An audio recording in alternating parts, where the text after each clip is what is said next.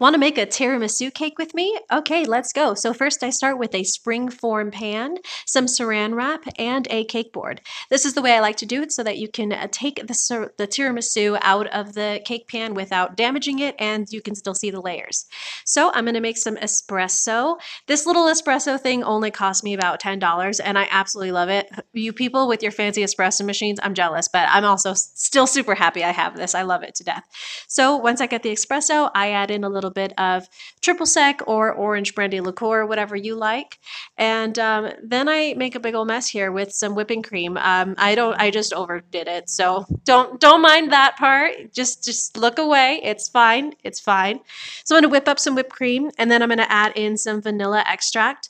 And I don't remember how much I did here. I think it was 2 teaspoons. I like vanilla. If you don't like vanilla, don't add it in. I don't know. But I want to get the whipping cream to stiff peaks. So I'm going to double check it every couple seconds. And when you get soft peaks, you know you're almost there, but you can't let it over whip because then it becomes butter, which is pretty cool. If you ever want to see me make butter from whipping cream, let me know in the comments and I'll totally do that someday for you. And then I'm going to do my mascarpone mix. So this is just going to be mascarpone, and then I'm going to add in some egg yolks once I temper them. So you don't need any egg whites in this part of the mixture. So I'm just actually going to save these egg whites for an omelet for another day, and just save the egg yolks in a bowl that I can put over a double boiler.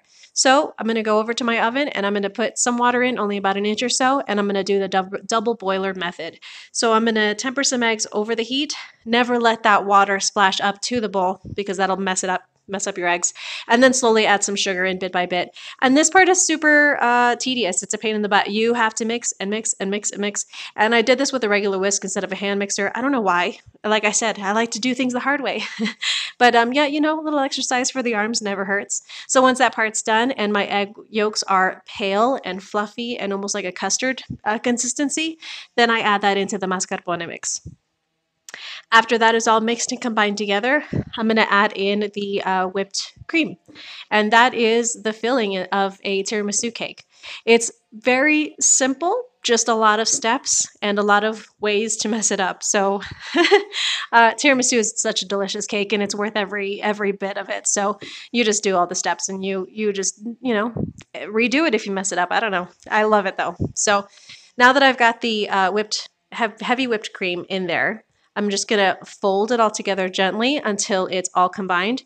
And this is your mascarpone mix. And then I'm going to get out the ladyfingers that I made the other day. I'm going to put some gloves on because you have to dip your hands all up in some espresso. And I don't know, I just don't want to get it all over the ladyfingers. This is a tiramisu cake for like a little dinner party I was having and I didn't want to mess it up. So, and I also didn't want to get any flavors from like my hands or whatever in the espresso. You know, the espresso is really good quality. So just layering in my ladyfingers with the mascarpone cream mix. And the very last layer is like usually pretty sparse because you're just using whatever you've got left. And you just make it work, you know. So I put that on and then at the very end I added some cocoa powder. And I let it sit in the fridge for about 3 hours at least. I think I set it for about 7 hours.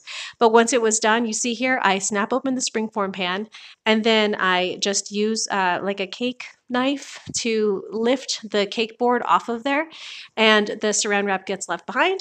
And now you can see all the layers, and that's how I served it up for my party. I didn't take any pictures of the cake when it was done because it was immediately demolished, but this is what the layers look like on the inside.